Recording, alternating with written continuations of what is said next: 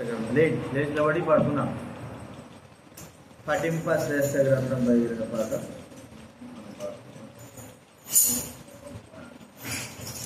పఠింప శ్రేష్ఠ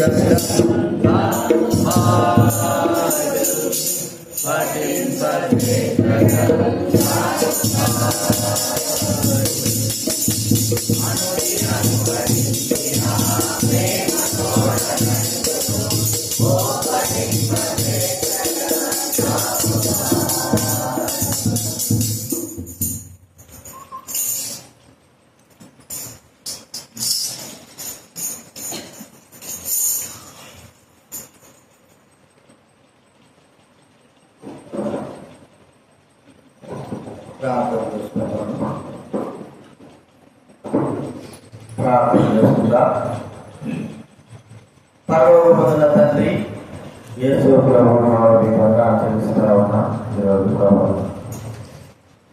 ఆరాధించిన ఇలా భయపరిచిన స్థుతించిన కనపరిచిన అదే ప్రకారం వాటిని ఆరాధన చేసుకొని నేను ఆరాధించడం సహాయం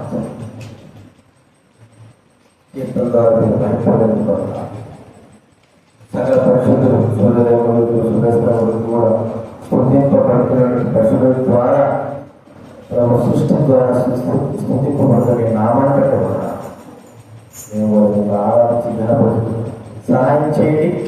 ఏ వాతావరణానికి రావాల్సిన తీసుకొని పెట్టించినా ఎవరైతే రాకపోయినారో వాళ్ళ మీద మాట్లాడాలి. తెలుసుకోండి. యేసు ప్రభువు నామమున ప్రార్థించి వెళ్తున్నాం తండ్రి.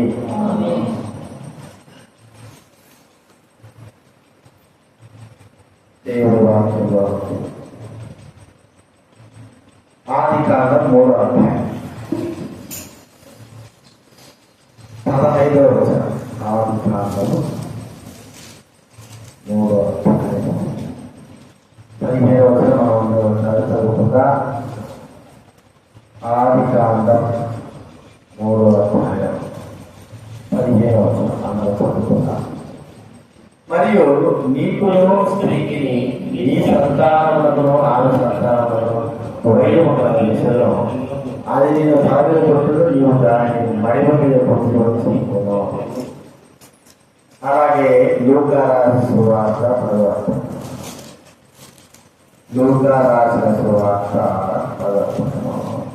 18వ వచనం అలా చదువుతా. లూకా రాసిన సువార్త 10వ అధ్యాయం 18వ వచనం చదువుతా. ఆయన సాతాను మెరుగువలే ఆకాశం నుండి కూర్చుని చివరిగా మొదటి యోహాను రాసిన పత్రిక 3వ అధ్యాయం యోహాను రాసిన మొదటి పత్రిక 3వ అధ్యాయం 8వ వచనం చదువుతా. మొదటి యోహాను రాసిన పత్రిక 3వ అధ్యాయం చదువుతుందంటే బైబిల్ మొదటి అంటే తెలుస్తుంది. బైబిల్ 82 ఎనభై నుంచి 222 3వ అధ్యాయము 2వ వచనం కలిసి చదువుతున్నా. అపవాది మొదటి నుండి పాపము చేయుచున్నాడు కనుక పాపము చేయువాడు అపవాది సంతతి. అపవాది క్రియలు భయపడుతుందికే దేవుని కుమారుడు ప్రత్యక్షమాయను. దినాల్లో పంపిస్తూ వచ్చారు. అపవాది శాఖ పరలోకంలో మరి గర్వంగా ప్రభువునికి తెచ్చుకోవాలని బట్టి దూతల్లో ప్రధానులుగా నియమింపబడినటువంటి లూసిఫర్ భూలోకంలోకి తోడబడ్డారు. మరి ఎంతో గొప్ప పొందగా ఉన్న వ్యక్తి ఒక సర్పము కథ సర్పముగా మార్చబడిన వాడు ఈ లోకంలోకి పడవేశారు. మరి మనం చూసుకున్న అపవాది యొక్క క్రియల్ లైఫ్ అవసరాన్ని దేవుడు వచ్చాడు. అపవాది ఎలాంటి క్రియలు చేస్తున్నారు, ఎవరి మీద చేస్తున్నారు? అపవాదికి క్రియలు ఎందుకు లయపరచాల్సి వచ్చింది? అపవాదిక టార్గెట్ గురి ఎవరు అంటే ఆయన చేత దేవుని చేత సృష్టింపబడిన మనమే అపవాదికి గురి. ఏమి ఉద్దేశంలో అపవాది అంటే నశింపజేయ. ఆయన సృష్టి ప్రభువు సృష్టిని నశింపజేయ. పాపంతో శాపంతో లోకమంతా కూడా నశింపజేయడం కాకుండా తన అధికారం క్రింద అపవాది ప్రజలను ఉంచుకోవాలా, ఈ లోక రాజ్యాన్ని కూడా ఉంచుకోవాలనే ఆశ కలిగిన వారుగా ఉంటున్నాం. కాబట్టి గర్దినాలను చూస్తుంటారు. మానవుడు మరి అపవాదిక క్రియలు ఎలాగా దేవుడు లయపరచాడు, మరి అపవాది కూడా ఏం చేయాలని కోరుకున్నాడు. అయితే ప్రభువు ఏం చేశాడు మనం ఆలోచిస్తే, అపవాది మొదటి నుంచి వాడు అబద్ధికుడు, అబద్ధమునకు జనకుడు అనేటువంటి మాట. అబద్ధికుడు, అబద్ధానికి జనకుడు. ఆది ఆదాముడితో దేవుడు చెప్పాడు, ఈ తోట చెట్ల మధ్యలో ప్రవర్తించినప్పుడు అని చెప్పినప్పుడు ఆదాము ఆ యొక్క సాతాను అప్పుడు మోసపరిచింది. ఈ తోట చెట్ల పనులు తినద్దా, అవును తినద్దు, తింటే చచ్చిపోతారంటే అబద్ధం చెప్తారు. తినచ్చు, చనిపోరు, అయితే దేవతలలోనే ఉంటారు. దేవుడు చెప్పిన విముఖంగా అపవాది చెప్తారు. ఇలాగ చేయడం ద్వారా కేవలము అపవాది యొక్క క్రియలలో మానవుడి మీద ఉన్న ప్రభావం ఎలాగ ఉంది? అపవాది మనుషులు మోసపరచడం ద్వారా మానవులు ఏమి కోల్పోయారు, ఎలాగ చేయబడ్డారు, మానవుడి స్థితిగతి మరి ఎలాగ ఉన్నా? ఒక మాట చూస్తే ఎఫెసీ రాసిన పత్రిక ఒకటి, ఎఫెసీ రాసిన పత్రిక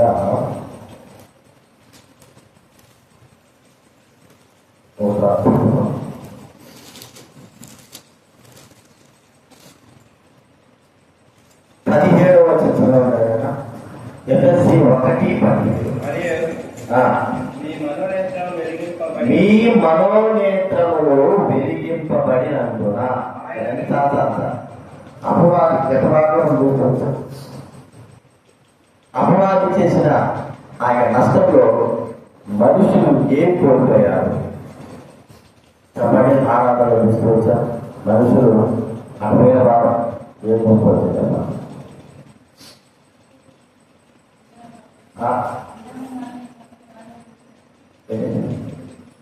చెప్పుగా ఏం కోల్పోయాడు మానవుడు? అపవాది ఎంతో నష్టం కలిగింది కదా. బలవంతవాదం చూసుకోవచ్చాం. అపవాది యొక్క క్రియలు ఏర్పరచడానికి దేవుడు అపవాదికి వశం నుంచి మనం తీస్తే, అపవాది మనల్ని తన వశం చేసుకోవడానికి మనల్ని ఒక్కొక్కరు ఒక్కొక్క విధంగా, అంటే ఆత్మ సంబంధమైన మనిషిని ఆత్మ సంబంధమైన వాటిని మరి అన్నిటి కూడా మూసేశాడు. ఏమిటి? నేను అన్నతావారం చూసుకున్నా, ఏం మూసేశాడు? బలవంతమైన విగ్రహం ఏం మూసేశాడు?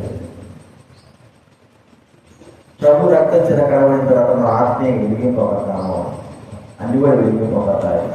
అయితే అపవాది తిరిగి మనల్ని మరి శరీర సంబంధంగా లేకపోతే లోపం కలిగిన వారుగా చేస్తా ఉంటారు. శరీర ఆత్మ సంబంధం లోపం కలిగిన వారుగా గతవాన్ని చూస్తుంటారు.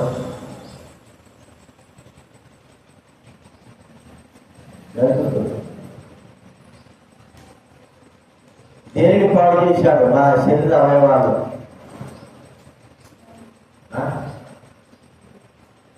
చెప్పుగా భగవంతుడు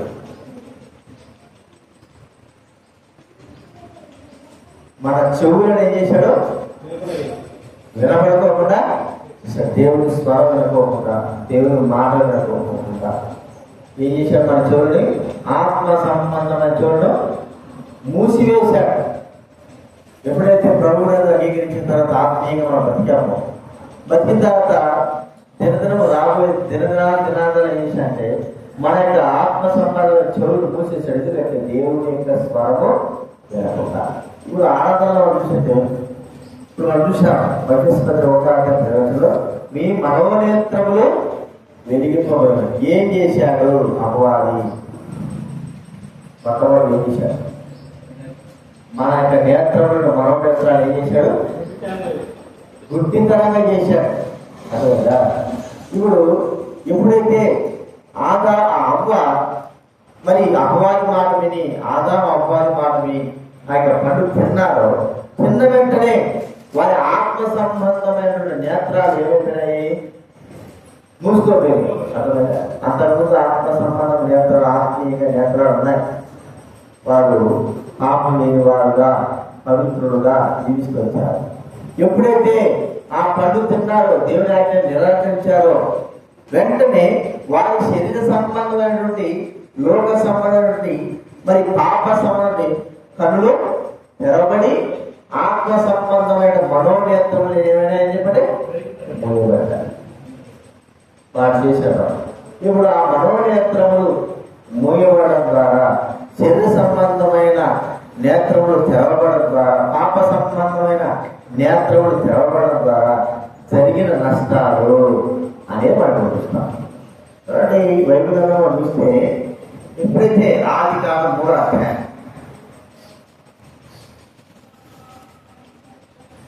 3వ అధ్యాయం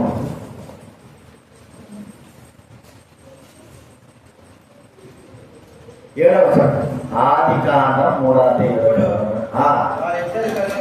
వారిద్దరి కన్నులు తెరవబడెను, వారు తాము దిగంబరులమని తెలుసుకొని తాము దిగంబరులమని తెలుసుకొని మొట్టమొదట సాతాను మానవుని పాపంలో నడిపించిన తర్వాత ఆ పాపము ద్వారా మానవుడు కలిగిన నష్టం ఏంటంటే వస్త్రములు అనేది లేకోకుండా, ఇది దైవ సంబంధమైనటువంటి రక్షణా వస్త్రాలు. వారికి మరి అంతకుముందు ఉన్నాయంటే లేవు, కానీ వారి మనోనేత్రములు వెలిగింపబడి ఆత్మ సంబంధమైనటువంటి రక్షణా వస్త్రాలతో వాళ్ళు కప్పబడిన వారుగా ఉన్నారు. సాతాను మాట ఎప్పుడైతే విన్నారో వారి జీవితంలో కలిగిన గొప్ప నష్టం ఏంటంటే వారు దిగంబరులుగా తెలుసుకున్నారు. వారి ఆత్మ సంబంధమైన రక్షణ వస్త్రాలు లేవు. వారు తమ కొరకై ఆకు కచ్చడాలు ఏం చేస్తున్నారు చెప్పండి? అంటే మన జీవితంలో కూడా ఏమి కోల్పోయినాము, వారేం కోల్పోయినారు, వారేం కోల్పోయారంటే ఆత్మ సంబంధమైన రక్షణ వస్త్రము కోల్పోయినారు. చూడండి యెషయా గ్రంథం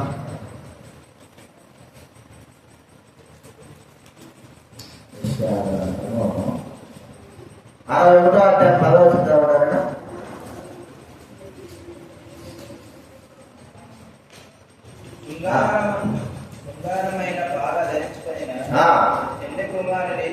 పెళ్లి కుమారుడి రీతిగాను పెళ్లి కుమార్తె రీతిగాను రక్షణ వస్త్రములు నాకు ధరింపజేసుకున్నాడు. నీతి అను పైబట్టను నాకు ధరింపజేసి రక్షణ వస్త్రం. కాబట్టి సాతానిక క్రియలు లయపత్ర సాతాను వచ్చి మానవుడికి దేవుడు అనుగ్రహించిన రక్షణ వస్త్రాలు ఏం చేశాడు చెప్పండి? తీసివేశాడు. పాపం ప్రవేశించబెట్టి మానవుడికి ఆత్మీయంగా కలిగిన రక్షణ వస్త్రాన్ని తొలగించేశాడు. కాబట్టి మానవుడికి తిరిగి ఈ రక్షణ వస్త్రాలను అనుగ్రహించడానికి కొరకై ప్రభువైన యేసుక్రీస్తు ఈ లోకానికి వచ్చి సాతానిక క్రియలను లయపరచడానికి ఈ లోకానికి వచ్చాడు. మనం చూసిన లూకాసు 10వ అధ్యాయం వస్తే అక్కడ దొంగ చేత పట్టబడిన వాడు ఏమి వాడు నష్టపోయాడు చెప్పండి? లూకాసు 10వ అధ్యాయంలో దొంగ చేత పట్టబడిన వాడు ఏమి నష్టపోయాడు? ఏం నష్టపోయాడు?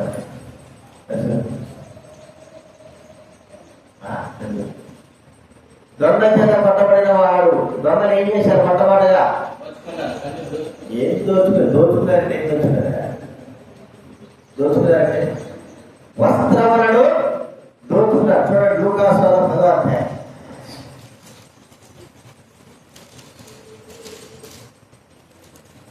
లూకాసు వార్త 10వ అధ్యాయము 30 చదవడారైనా.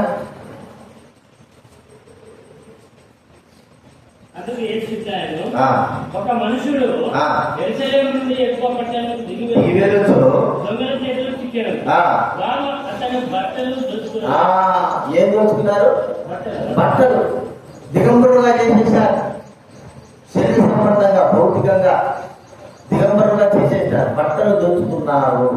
సాతాను కూడా పాపం ప్రవేశపెట్టిన తర్వాత మనకు అనుగ్రహింపబడినటువంటి ఆ రక్షణావస్త్రం, దేవుడు అనుగ్రహించిన రక్షణావస్త్రాన్ని దొంగిలించేశాడు. అంటే వాడు ఆ రక్షణావస్త్రాన్ని నాశనం చేశాడు, లేదా ఆ వస్త్రము కోల్పోయేటట్టుగా చేసుకువచ్చాడు. కారణము సాతాను యొక్క మాట విని పాపం చేసినందుకే. చూడండి, ఇప్పుడు ప్రతి ఒక్కరు కూడా ఆ రక్షణావస్త్రమును కలిగి ఉండాలి.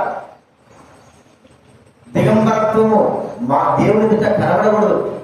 పరలోకంలో దిగంబరత్వం మనము ఉండకూడదు. చూడండి, ప్రకటన గ్రంథంలో మాట, ప్రకటన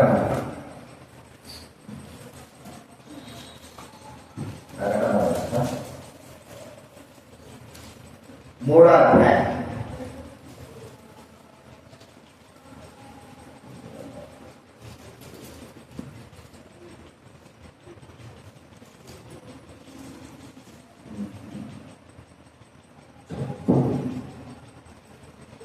నాలుగు వచ్చేసామండి. ప్రకటన 3:4. అపవిత్ర పరచు పగని కొందరు వాడు అర్హుడు కనుక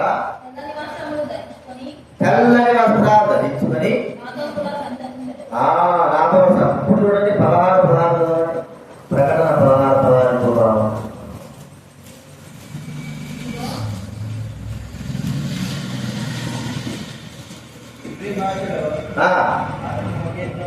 మిగిలి ధోరణు చోటుకు వారిని పూజేసిను. ఇదిగో నేను దొంగ వలె వచ్చుచున్నాను. ఉన్నందున విషమాడు చూపురేమో అని మెలకుగా ఉండి తన వస్త్రములను కాపాడుకునేవాడు ధన్యుడు. ఆత్మ సంబంధమైన వస్త్రములను కాపాడుకునేవాడు. అది ప్రభువైన యేసుక్రీస్తు. ఏ వస్త్రమైతే కోల్పోయామో, ఏ వస్త్రమైతే మనకు లేదో, ఆత్మీయంగా ఎలాగైతే దిగంబరత్వంతో మనం జీవించామో ప్రభువైన యేసుక్రీస్తు ఈ లోకంలోకి వచ్చారు.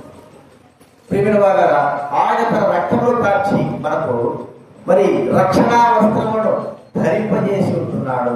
లేకపోతే మనం ఆత్మీయంగా మరి దిగంబరులనే ఆత్మ సంబంధమైన దిగంబరత్వంతో జరిగినటువంటి వారంగా ఉంటున్నాం. కాబట్టి యేసు మరి సాతాను మన దగ్గర నుంచి తీసేశాడు, రక్షణా వస్త్రాలను తీసేశాడు. అయితే ప్రభువైన యేసుక్రీస్తు తను మరణం పొంది ప్రాణం ఇచ్చి మనకు తిరిగి మనకు తన రక్షణా వస్త్రాలు మనకు ధరింపజేసినాడు. వస్త్రాలు ధరింపజేసిన దాన్ని బట్టి ప్రభువు మనం స్థుతించాలి. మనం ఆయా ప్రాంతాలు చూస్తూ ఉంటాం, రోడ్లలో కూర్చోగలుగుతాం. వాళ్ళు కొంతమందికి అందరితో చూస్తూ ఉంటారు, 3 లక్షల మార్కెట్ ఉంటారు. కానీ ఎవరికో ఒకరికి ఆశ ఉంటుంది అనేది తింటున్నాడు, బట్టలు లేకుండా. కాబట్టి మీకు ఏం చేయాలా? మంచి బట్టలు వెంటనే పిక్చర్ పట్టుకొని వాళ్ళు గురువులు ఇచ్చి బాగా నీటి చేసి స్నానం చేసి బట్టలు తీసేసి మంచి బట్టలు ఇస్తారు. చాలా జరుగుతూ ఉంటాయి. కాబట్టి మరి ఇంతమంది ఉన్నారు కానీ ఇంతమందికి లేనిటువంటి ఆశ ఆ ఒక్కడికి. ఎందుకంటే ఆ ఒక్కడే కలిగినవాడు. అలాగే ప్రపంచంలో ఎంతో మంది ఉన్నారు కానీ అందరూ దిగంబరత్వంతో ఉంటే ఎవరు కూడా మనకు ఆత్మ సంబంధమైనటువంటి రక్షణావసరం ధరింపజేయదు. కానీ మన పాపం బట్టి దిగంబరత్వంతో ఉంటున్న మనకు ప్రభువైన యేసుక్రీస్తు మరణం పొంది చనిపోయి సమాజం తిరిగి లేచిన తర్వాత రక్షణా వస్త్రాలు మన ఆత్మ సంబంధంగా మనకు ధరింపజేశారు. సాతానుడు చేసినటువంటి కార్యం ఏంటి? కళ్ళు తెరవబడిన తర్వాత వారు చూస్తున్నది ఏంటి చెప్పండి? వస్త్రాలు లేని వారు గుర్తించారు. పాపం ప్రవేశించిన తర్వాత వారి జీవితంలో కోల్పోయింది వస్త్రం, రక్షణావస్త్రం.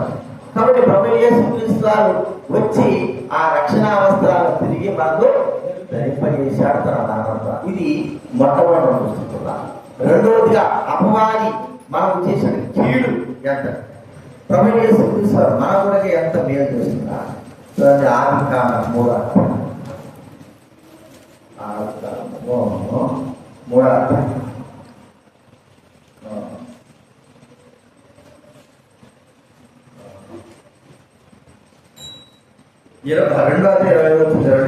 ఆదికాండం 2:20. అప్పుడు వారు దిగంబరులుగా ఉండేది, సిగ్గు ఎదురుగా ఉండేది. చూడండి, ఇక్కడ అంటే 3:7. అప్పుడు వారిద్దరి కన్నులు తెరవడం, వారు దిగంబరులమని తెలుసుకొని అందులో వారు పుట్టి తమ కచ్చడము చేసుకుంటుంది. ఇప్పుడు దిగంబరుని తెలుసుకున్నప్పుడు అంతకుముందు వాడు ఏమి లేదు. 2:25 సిగ్గు అనేది ఎప్పుడైతే వారు దిగంబరుని తెలుసుకున్నారో, స్టాండ్ పెట్టి పోయిందిలే స్టాండ్ స్టాండ్ వద్దు వద్దు తెలుసుకో.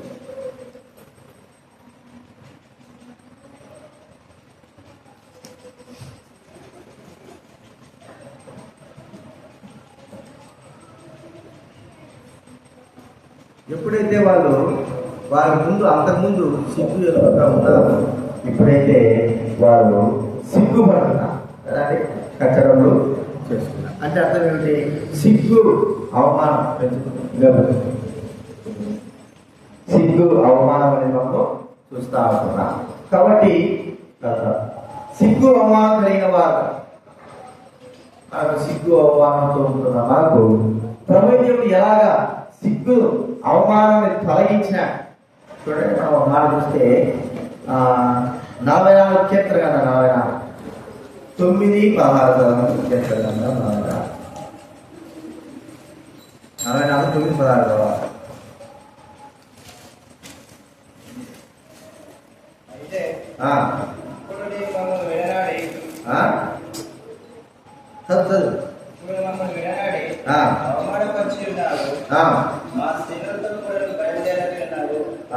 మమ్మల్ని విడనాడి అవమానపరిచి ఉన్నాం.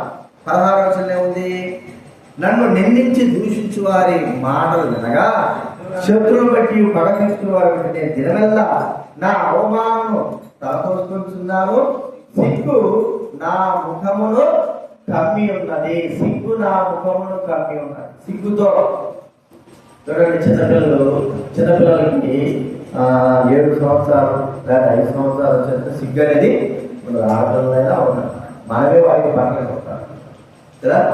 వారి బట్టలు లేకపోతే ఊరు దగ్గర అనేది చూసుకుంటారు.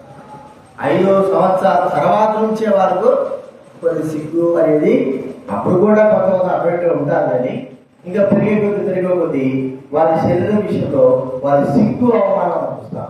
అంతకుముందు ఆది ఆదాములు సృష్టింపబడిన తర్వాత వారి సిగ్గు లేదు, అవమానం, దిగంబరులుగా ఉన్నారు.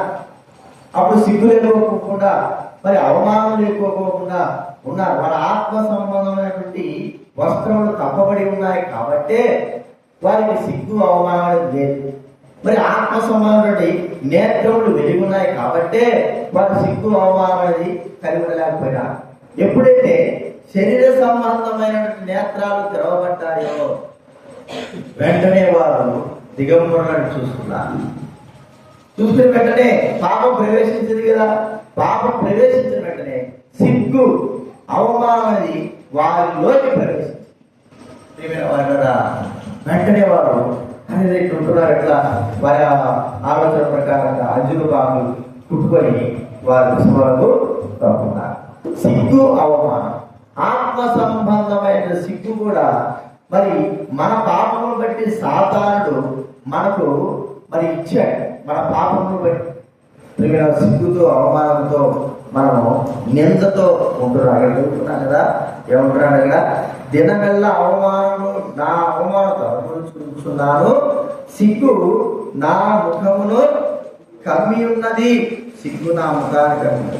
కాబట్టి ప్రేమ సిగ్గుతో అవమానంతో ఉంటున్న మనకు మరి ప్రభుని యేసుక్రీస్తు వారు ఇంకా చూడండి 69వ కీర్తన 7వ చదవమంటారా? 69 కీర్తన 7వ వచనం 69:7. నిందనొందిన వాడనైతిని సిగ్గు నా ముఖమును కప్పెను. 19వ వచనం చూడండి. 19వ వచనం నిందయు సిగ్గును అవమానకు కలిగినని నీకు తెలిసి ఉన్నది. నింద, సిగ్గు, అవమానము 3 రాశాడు కదా అంటే నింద, సిగ్గు, అవమానం ఈ 3 ఉన్నాయి. నీకు తెలిసే ఉంది. దేని బట్టి ఇలా జరిగింది అంటే కేవలము పాపము ప్రవేశించడం ద్వారా అపవాది వారి హృదయాలలో వారి జీవితంలో పాపమును ప్రవేశించేటువంటి మోసపరిచి ప్రవేశించడానికి ఏర్పాటు చేశారు. వాళ్ళు మోసపోయారు. వెంటనే ఆ పండు తిన్నారు. తిన్న వెంటనే హృదయ అంతరంగం యొక్క కన్నులు మోయబడ్డాయి. శరీర సంబంధమైన కన్నులు తెరవబడ్డాయి. శరీర సంబంధమైన కన్నులు తెరవబడడం ద్వారా సిగ్గు, అవమానం కలిగిన వారుగా జీవించారు. అదే ఆత్మ సంబంధమైన కన్నులు తెరవబట్టే ఇక మీద మనం సిగ్గుపడాల్సిన అవసరం లేదు. ఎందుకంటే ఆయన తన వస్త్రమును మన పైన కప్పి మన సిగ్గును, అవమానాన్ని ఆయన మరి నిందన అంతటిని కూడా మూసివేసిన వాడుగా చూస్తాం అనుకున్నాం. చూడండి యెషయా గ్రంథం మనం చూస్తే యెషయా గ్రంథం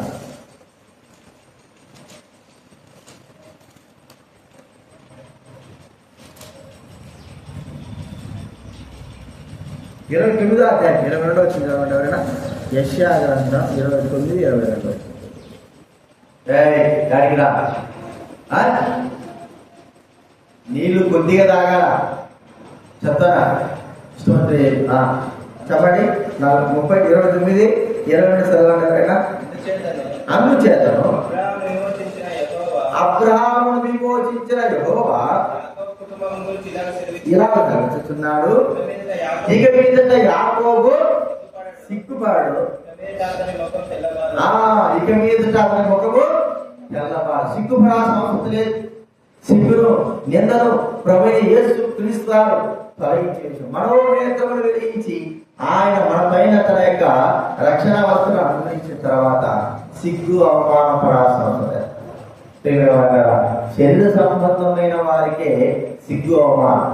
ఆత్మ సంబంధంగా దేవుడు అవి అణిచివేశాడు, తీసివేశాడు. ఒక మాట చెప్పుకోవాలంటే మన పాపమును ఏం చేశాడు? ఆయన కప్పివేశాడు. కప్పివేయడం అంటే ఒక వస్త్రాన్ని ఒక వ్యక్తి మరి అవమానకరంగా ఉంటే వెంటనే తీసుకుని వెళ్ళి ఆ వ్యక్తి పైన వస్త్రం కప్పేస్తే ఏమైపోయినట్టు?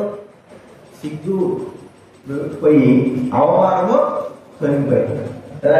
అలాంటి పరిస్థితి చూడండి. స్త్రీలు కానీ పురుషులు కానీ అనుకోనితో ఏదైనా ప్రమాదం జరిగింది, వస్త్రాలు కాలితే సిగ్గుతో అవమానంతో ఉంటున్నారు. వెంటనే ఏం చేస్తారు? పక్కనున్న వారు గొప్పలో తవలో ఏదో ఒకటి తీసుకొచ్చి వారి యొక్క సుమలను అంటే వాళ్ళ సిగ్గును ఏం చేస్తారు? కప్పివేసేటట్టుగా. అలాగా ప్రభువైన యేసుక్రీస్తు వారు మన పాపాలను ఏం చేశాడు చెప్పండి? కప్పివేశాడు. అంటే కదా సామెతలు చూస్తే సామెతలు 10వ అధ్యాయము 12 వచ్చిందంటే సామెతలు 10:12 చదవాలి. కలహమును రేపును ప్రేమ దోషాలన్నింటినీ కూడా ఏం చేస్తుందండి? కప్పుతుంది. ప్రేమ దోషాలన్నింటినీ కూడా కట్టాలి. అదే మన సిగ్గును, అవమానాన్ని కప్పేదిగా మనం చూస్తా ఉంటున్నాం. కాబట్టి ప్రేమ వాడారా, సిగ్గు అవమానంతో సాతాను వీడు సిగ్గుతో అవమానంతో ఉండాలని మన పైన కక్ష కట్టి వాడు చేసినటువంటి కార్యక్రమం. అయితే మన బ్రహ్మదండి మన యొక్క తండ్రి మనల్ని సృష్టించిన వాడు వీళ్ళు సిగ్గుతో ఉన్నారు, అవమానంతో ఉన్నారు. మనం వాళ్ళు చూస్తా ఉంటే ఇదే 3-4 గ్రామంలోనే ఒక గొర్రె పిల్ల చర్మపు చొక్కాయి చేయించి వారు ఏం చేశాడు? చర్మం చొక్కాయి చేయించి తొడిగించాడు. అర్థం ఏంటి? వారి తప్పును క్షమించి సిగ్గు, అవమానం లేకోకుండా వారు ఏం చేశాడు?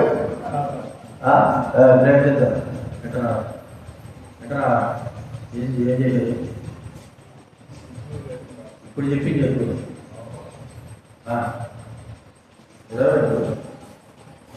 ఇంకోసారి సిగ్గు అవమానాన్ని ఏం చేశాడయా? తొలగించేశాడు. కాబట్టి వస్త్రం ఎప్పుడైతే కప్పబడిందో అప్పుడు మనకి సిగ్గు అవమానం పోయినట్టే.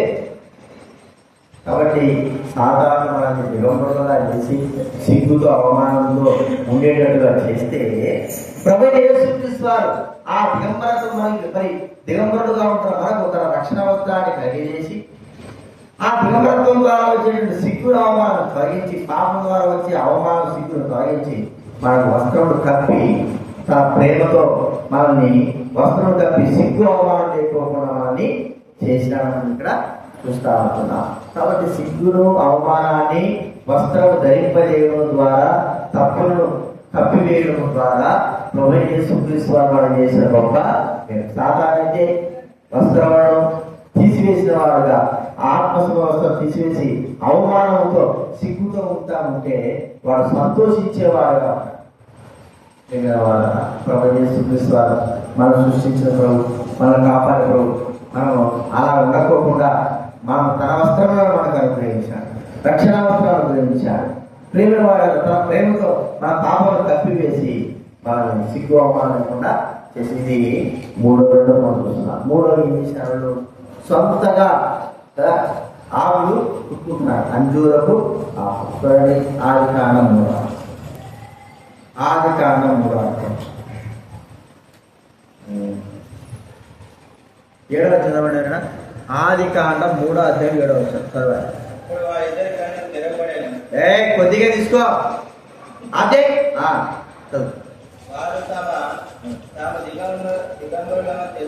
తెలుసుకొని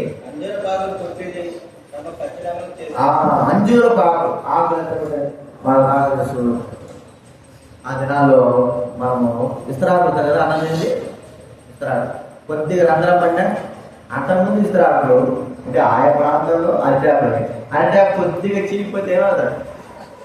అంతా కూడా అన్నమైన అంతా కూడా ఆ విస్తరాకులు పెట్టినాయి. రంధ్రాలు పడి చూసుకుంటారా?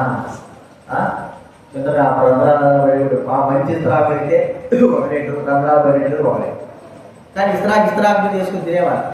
ఇప్పుడు అవి కుట్టుకుంటే ఎన్ని రోజులు ఉంటాయి చెప్పండి? ఎన్ని రోజులు ఉంటాయి? ఇంటిపోతే 70 రోజులు కూడా ఇస్తరాకు అన్నం పెట్టేవారు. వారు పెట్టేసి చేస్తున్నామని ఆమె ఆయన ప్రార్థన చేసేదప్ప 2 నిమిషాలకే పల అనేటి ఏంటి ఇస్తరాకు ఏంటి ఇది అన్నం తినేది ఏం చేస్తారు? మడత పెట్టేది పల అనిపోయి అట్లా పగిలిపోయింది. ఎంతసేపు ఉంటాయి చెప్పండి? అయితే ఇక్కడ వాళ్ళు కూడా కచ్చరాలకు అంటే చుట్టూ వాళ్ళు కుట్టుకున్నారు. వాళ్ళ సొంత ఆలోచన కుట్టుకున్నారు. ఇతరులపై మరి ఆ ఆధారం అంటే వారు ఒకరు కుట్టుకున్నారు. కుట్టుకొని వారిగా దిశమాలు కప్పుకున్నారు. పిల్లలను మనం చూస్తుంటే సొంతగా అంటే వారు ఏదో చెయ్యాలా, ఇప్పుడు ప్రవేశించిన పాపాన్ని ఎలాగైనా సరే కప్పుకోవాలా, వచ్చిన అవమానాన్ని ఎలాగైనా సరే తీసేసుకోవాలా, వచ్చే నిందను ఎలాగైనా సరే తీసేసుకోవాలా, పాపము చేసిన దాన్ని బట్టి ఆ పాపాన్ని ఎలాగైనా సరే తుడి చేసుకోవాలా కదండి. ఇవన్నీ కూడా మానవ ఆలోచించాడు. అవమానాన్ని తనంతకు తానే తీసేసుకోవాలనుకున్నాడు, కచరా పుట్టుకున్నాడు కదండి.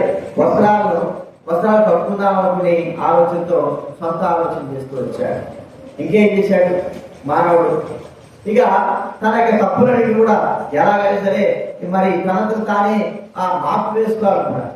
పొదల ప్రియమైన వాళ్ళ సాతాను తెలుసు ఈ మనుషుల వల్ల ఏమీ కాదు. మానవుడు ఒక్కసారి పాపంలో దిగిన తర్వాత తన వల్ల ఏం కాదు. సాతాను అయినా సరే వాడి వల్ల ఏమైపోయింది చెప్పండి? వాడి వల్ల పాపం ప్రవేశించిన తర్వాత వాడు పాపం పోగొట్టుకోగలిగి వచ్చాడా? వాడి వల్ల కాదా? కాబట్టి వాడేం చేశాడంటే ఈ ప్రజల వల్ల కూడా ఈ పాపము పోగొట్టుకోలేరు. కాబట్టి వీళ్ళని పాపంలో దింపాలా, నాశింపజేయాలా, సిగ్గు అవ్వాలా. నేను ఎలాగైతే మరి శక్తులు లేవా? సాతానికి శక్తులున్నాయి, ప్రభావం ఉంది. కానీ పాపాన్ని బట్టి వాడు చూసివేయబడ్డాడు భూలోకంలో. వారి వల్ల ఏమీ కారణం లేదు. వాడు సొంతగా మరి తనలో ఉంటున్న పాపాన్ని తీసివేసుకోలేకపోయినాడు. వాడు సొంతగా ఎంత ప్రయత్నించినా ఆ పాపం నుంచి విడుదల పొందలేకపోయినాడు. కాబట్టి ఒకవేళ ప్రభువు శరణడిగితేమో తెలియదు కానీ వాడు ప్రభువుని శరణడలేదు. వాడు ఏం చేయాలనుకున్నాడు?